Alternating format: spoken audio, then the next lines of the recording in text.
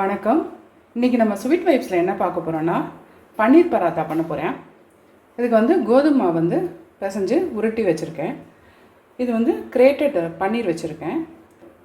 Salt, Kashmiri chilli powder, garam masala பொடி எடுத்து வச்சுருக்கேன்.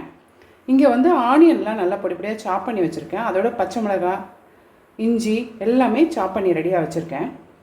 இப்போ நான் தோசைக்கல்லில் துளியோண்டு கீ போட்டிருக்கேன். இதில் கொஞ்சம் க்ரஷ் பண்ண ஜீரகம் போட்டுக்கிறேன்.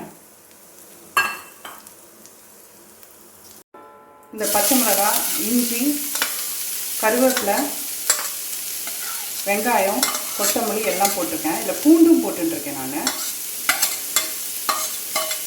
எல்லாம் ஒரு வதக்க அரைச்சிக்கலாம்.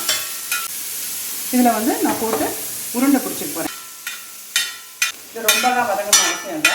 லைட்டாக ஒரு கரெக்டாக பற்றிக்கிறேன். இதில் போட்டுக்கிறேன்.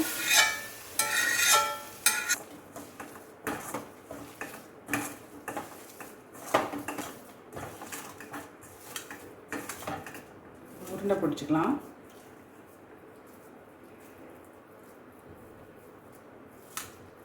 நான் உங்களுக்கு உருண்டை பிடிச்சிட்டு காமிக்கிறேன். இது மாதிரி இட்டுக்கலாம். உருண்டை ரெடி பண்ணி வச்சுருக்கேன்.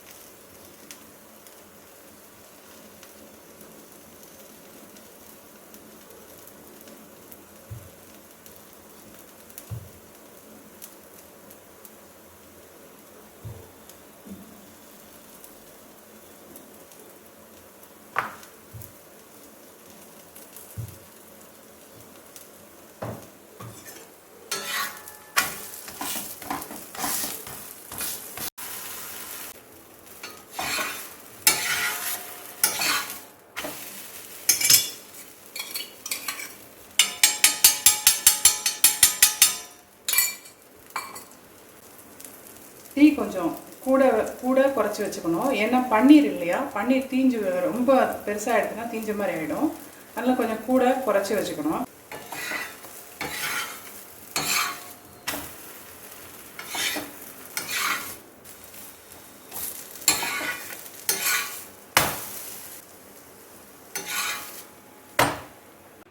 சுட சுட பன்னீர் பராத்தா ரெடி. நான் தொட்டுக்கு ஆனியன் ரைத்தா பண்ணியிருக்கேன். எல்லோரும் பண்ணி பார்த்துட்டு உங்கள் ஃபீட்பேக் சொல்லுங்கள். மீண்டும் இன்னும் ஒரு ஸ்வீட் வைப்ஸை சந்திக்கலாம். நன்றி, வணக்கம்.